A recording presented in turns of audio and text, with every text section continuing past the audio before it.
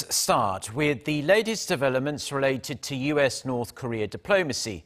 U.S. Secretary of State Mike Pompeo has hailed the dawn of a new day with North Korea as Washington continues to push for diplomacy to denuclearize that regime. Our Seung-jae starts us off.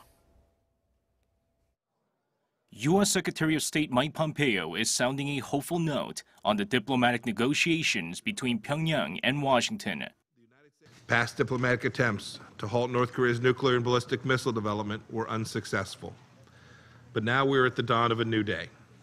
Chairing a meeting of the UN Security Council on Thursday, Pompeo credited the ongoing international sanctions on North Korea and said the maximum pressure campaign must continue until a final, fully verified denuclearization of the regime is achieved.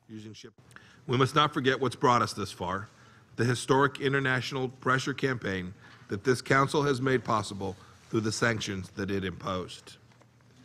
Until the final denuclearization of the DPRK is achieved and fully verified, it is our solemn collective responsibility to fully implement all UN Security Council resolutions pertaining to North Korea.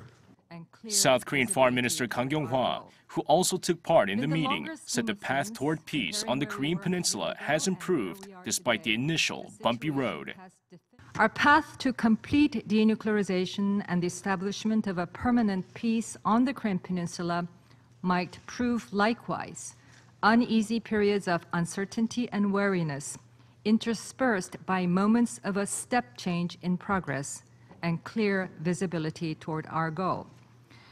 But in the longer scheme of things, comparing where we were a year ago and where we are today, the situation has definitively become more clear and visibility has been greatly enhanced.